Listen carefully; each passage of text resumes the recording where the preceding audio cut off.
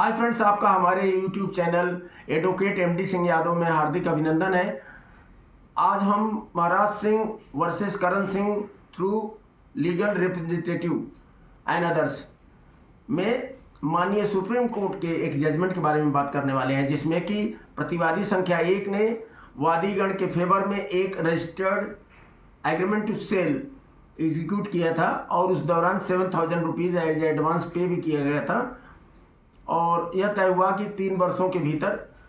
प्रतिवादी संख्या 1 sale deed execute करेगा और उस दौरान बकाया धनराशि भी पे की जाएगी। परंतु उस टाइम पीरियड के पहले ही प्रतिवादी संख्या 1 ने दूसरे प्रतिवादियों को उस ज़मीन को बेच दिया था, जिस पर वादीगण ने स्पेसिफिक परफॉर्मेंस ऑफ कॉन्ट्रैक्ट का सूट माननीय ट्रायल कोर्ट में दाखिल किया था, जिस पर ट्रायल कोर्ट ने ये माना कि एग्रीमेंट टू सेल करेक्ट था और प्रतिवादीगण ने सब रजिस्ट्रार ऑफिस में जाकर उस ज़मीन के बारे में कोई जानकारी नहीं जुटाई थी, इसलिए वो बोनाफाइड परचेजर नहीं है और माननीय ट्रायल कोर्ट ने वादीगण के फेवर में डिक्री ऑफ स्पेसिफिक परफॉर्मेंस पास किया और कहा कि प्रतिवादीगण उक्त जमीन को की सेल डीड वादीगण के फेवर में करेंगे, एग्जीक्यूट करेंगे।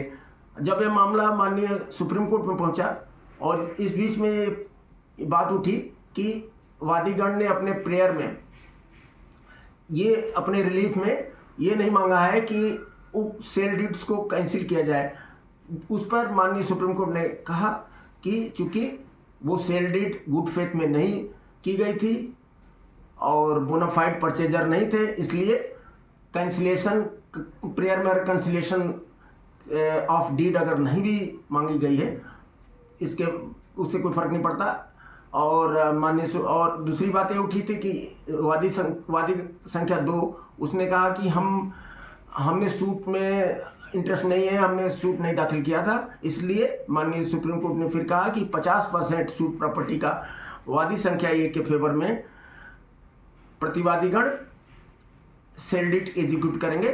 और उसमें प्रतिवादी संख्या 1 की लीगल रिप्रेजेंटेटिव जो थी